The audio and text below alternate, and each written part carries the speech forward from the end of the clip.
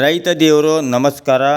ಸಾಮೂಹಿಕ ನಾಯಕತ್ವದಲ್ಲಿ ಕರ್ನಾಟಕ ರಾಜ್ಯ ರೈತ ಸಂಘ ಹಾಗೂ ಹಸಿರು ಸೇನೆ ಜಿಲ್ಲಾ ಘಟಕ ಹಾವೇರಿ ವತಿಯಿಂದ ಹಾವೇರಿ ಜಿಲ್ಲೆಯ ಪರಿವೀಕ್ಷಣಾ ಮಂದಿರದಲ್ಲಿ ಜಿಲ್ಲೆಯ ಎಲ್ಲ ತಾಲೂಕಾ ಮುಖಂಡರುಗಳು ಪದಾಧಿಕಾರಿಗಳ ಸಭೆ ಕರೆದು ಜಿಲ್ಲೆಯ ರೈತರ ಜ್ವಲಂತ ಸಮಸ್ಯೆಗಳ ಬಗ್ಗೆ ಚರ್ಚಿಸಲಾಯಿತು.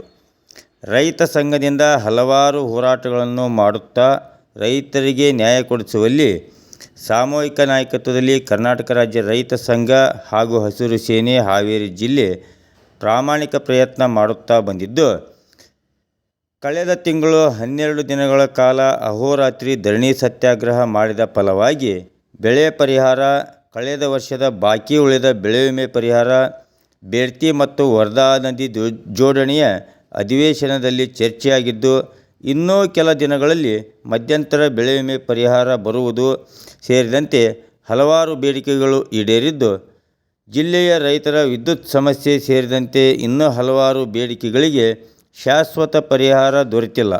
ಇದಕ್ಕೆ ರೈತ ಸಂಘದ ಹೋರಾಟ ಅನಿವಾರ್ಯವಾಗಿದ್ದು, ರೈತ ಸಂಘ ರೈತರ ಸಮಸ್ಯೆ ಬಗೆಹರಿಸಲು ಹೋರಾಟಕ್ಕೆ ಕರೆ ನೀಡಿದಾಗ ಹೆಚ್ಚಿನ ಸಂಖ್ಯೆಯಲ್ಲಿ ರೈತರು ಪಾಲ್ಗೊಂಡು ನಮ್ಮ ಹಕ್ಕನ್ನು ಪಡೆಯೋಣ ಎಂದು ಜಿಲ್ಲಾ ಮುಖಂಡರಾದ ರಾಮಣ್ಣ ಕೆಂಚಳ್ಳಿಯರ್ ತಿಳಿಸಿದರು. ರೈತ ಸಂಘದ ಯೂಟ್ಯೂಬ್ ಚಾನಲನ್ನು ಲೈಕ್ ಮಾಡಿ, ಶೇರ್ ಮಾಡಿ, ಸಬ್ಸ್ಕ್ರೈಬ್ ಆಗಿ.